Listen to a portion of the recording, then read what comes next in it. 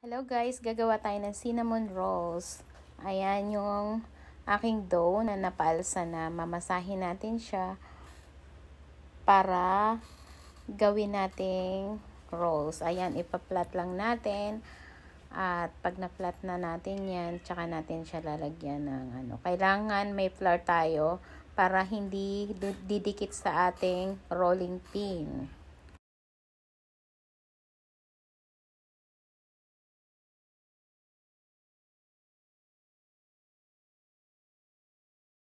At kapag na-flat na natin yung ating dough, lalagyan natin siya ng butter. Pupunin natin siya ng butter para maging buttery yung ating cinnamon rolls. At lalagyan natin siya ng cinnamon powder na mixture with brown sugar.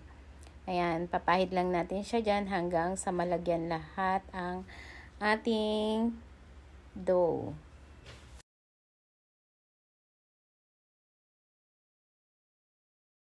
At ikakat na po natin siya. Depende sa size na gusto nyo, sa laki ng gusto nyo. Ayan, kakat lang natin. Ako, ginawa ko siya muna half.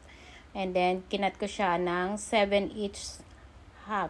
Kaya nakagawa ko ng 14 pieces na cinnamon rolls. At lalagay po natin yan sa baking tray.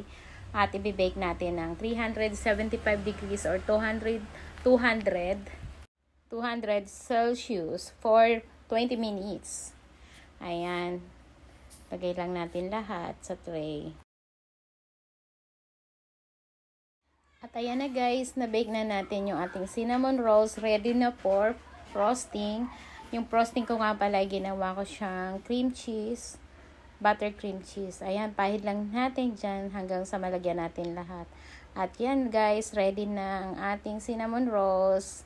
Ginawa ko nga pala to pang re-regalo ko sa aming doctor friends. Thank you guys for watching.